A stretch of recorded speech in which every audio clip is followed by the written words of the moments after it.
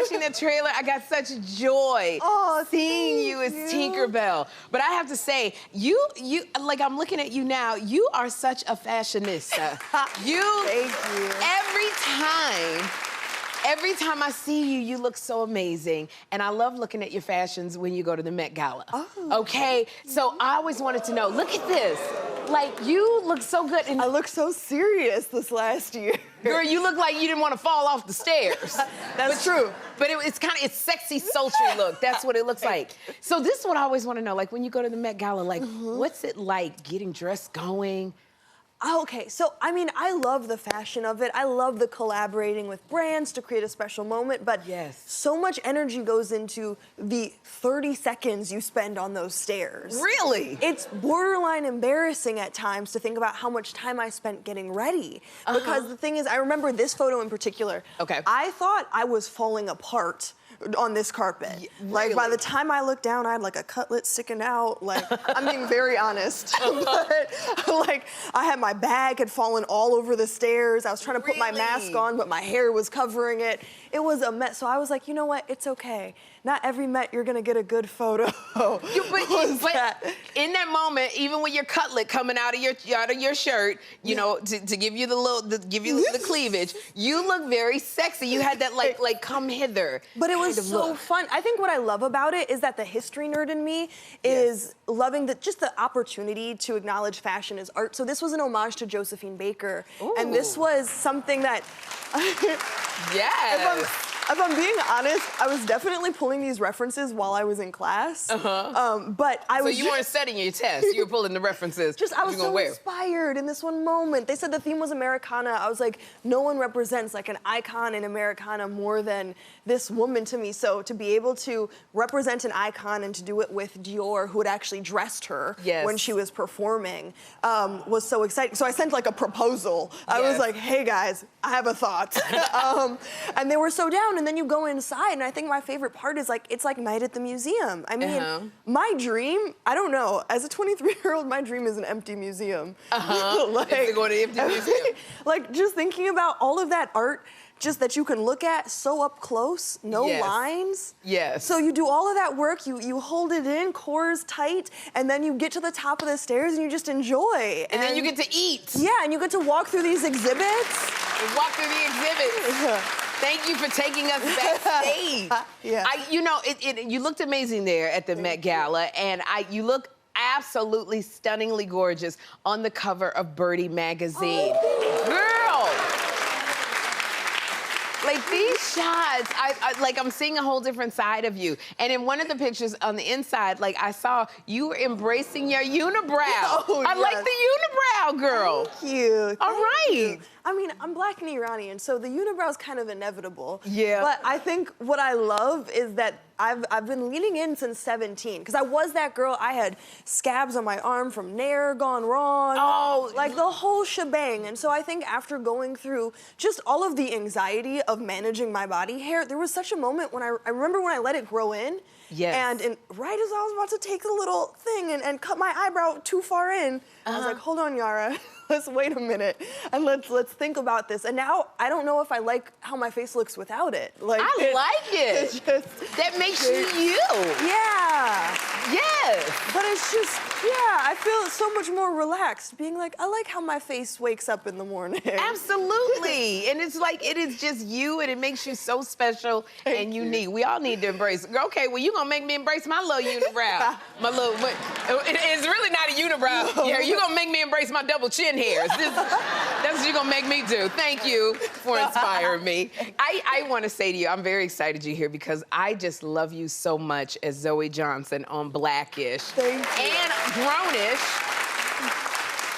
Like this evolution of who you are, and Blackish ended last year, and now Grownish, I can't even believe it's ending after after next season. It's going to be done. I know. So like, are you getting yourself mentally prepared to let Zoe go? Yeah, I mean, it's funny because on the one hand, I've played this character, it'll be 10 years by the time we wrap. She's taken me from 13 to 23. Yeah. Which is just incredible. And I think to be able to be on 2 shows for this long. Grownish will hit its 100th episode this season. Wow. And those are just milestones that I think as an actor, I've pulled up to shows and they're like, they didn't tell you it's canceled? Exactly. You know? Yes, girl. It's so hit or miss.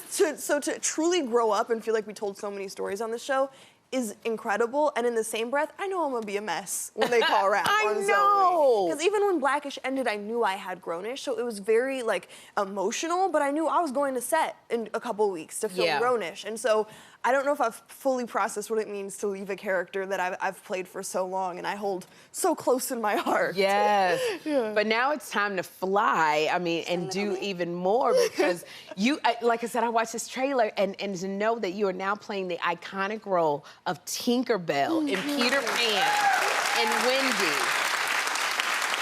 Girl, like, so when you're doing it, like, you know, Tinkerbell flies all over the place. What was it like flying, like Tinkerbell? I don't know if the camera's good. It was kind of like this. It was kind of like... Really?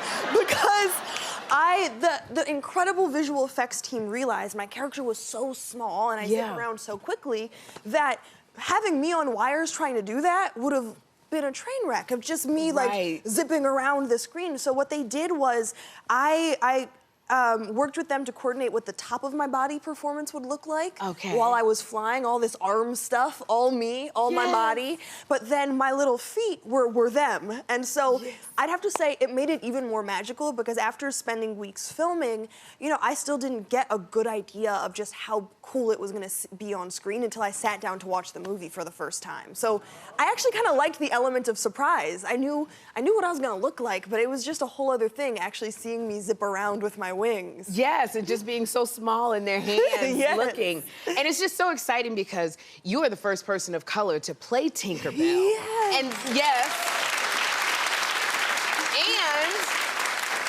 and it's like 2 things for young girls to watch, and your good friend Halle Bailey is the first Black woman to play Ariel in The Little Mermaid.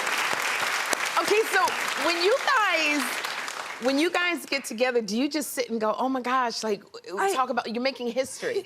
It's surreal to be able to go on this journey with people I love so much because, I mean, I voted for Chloe and Halle when they were in the Radio Disney competition and we were like 13. And so, you know, I think I then met them shortly thereafter at like 14. We've been on Grownish together. And so for these, look at them. I mean, know. Just literal walking light. And Halle, I mean, that's a princess if you've ever met a princess. And so, I mean, I think we had a moment recently where we were on a panel together, and I think with all of the craziness, it was one of the first times where we got to sit and talk. And I think what's so cool is how obsessed we are with this idea of what we can do as 2 people a part of fairy tales. It's fun to do it like, yes, being the first and being the only one is very cool, but there's something special about there being a fairy and a princess, and there's about to be some superheroes that look like us in the world.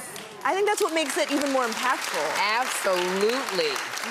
And I love watching you from here to here, and this is your year of just saying yes. What's that mean to you? So I just came out of my year of no. Okay. you have to do no's. You gotta go through your no's. So I just came out of my year of no, and that was more so me working on being discerning and asking for what I want. But my year of yes, it's particularly my year of hard yes. Because I'm grateful to be in a space where I have opportunities coming my way, but I realized I wasn't focusing on what was fulfilling. And so the one thing my mama helped me do is literally anytime I have an experience I love start to finish, we write it down. We try and figure out what was it about this experience? What was it about this thing so that we can recreate that? And so it's ranged from like the color yellow, which you look fabulous, by the way. Thank you, mama. To the fact that I love music and concerts and actively prioritizing those things because I don't know, I've always been a bit of a square, which is funny because that's just like, my parents are very, very much like, go live your life, just be thoughtful in the world.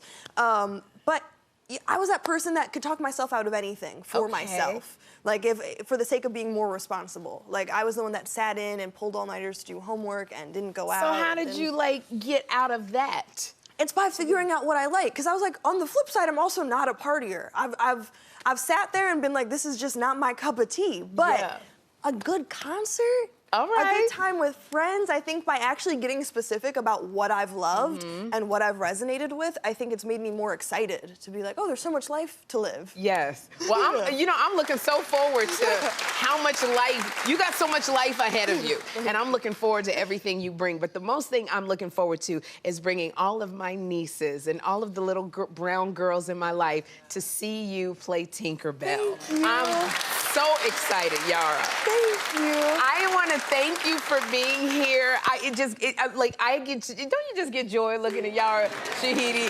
Oh my gosh. We're gonna have a good time. We're gonna